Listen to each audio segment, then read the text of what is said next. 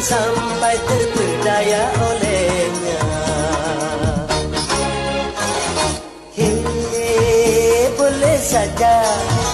Boleh saja kau cintai dunia, tapi ingat satu saat kau kan meninggalkannya.